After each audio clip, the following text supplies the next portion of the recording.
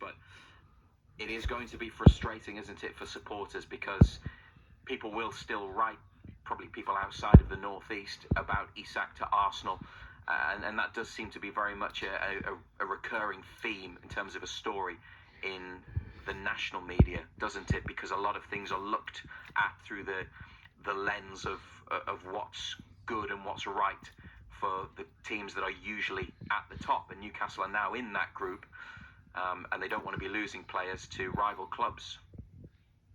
No, well, I think you've hit the nail on the head. I mean, Newcastle is a rival club to the top teams, the big teams now, because that's where Newcastle are. Obviously, with the success of the Carabao Cup after so many years, it is always. I mean, it's nice when you get players. It means the players are performing well. They're going to get linked.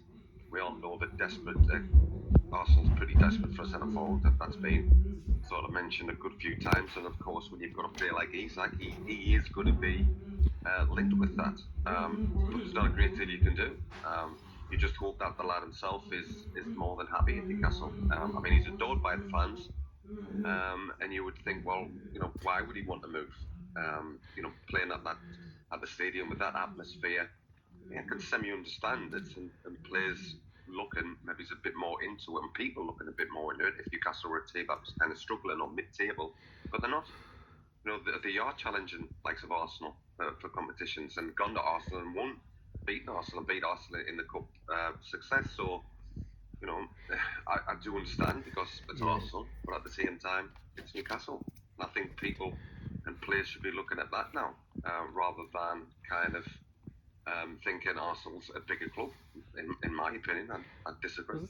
Yeah, there was a video before Newcastle went to the Emirates Stadium in January in the League Cup, and it was an Arsenal fan who, when Alexander Isak walked into the ground, I think he said, "Welcome home, Alex."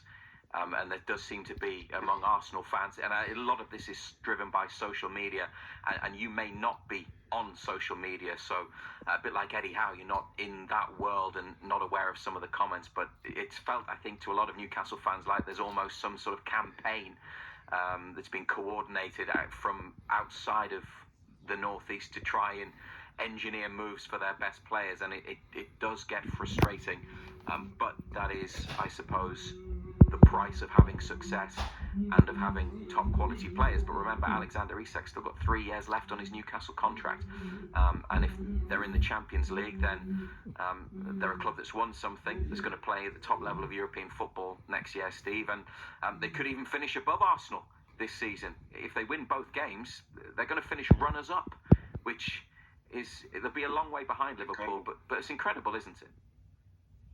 Well, it would be. I mean, the season. I mean, if they get Champions League, the season is a huge success, and you've got to give huge credit to the manager and the players, because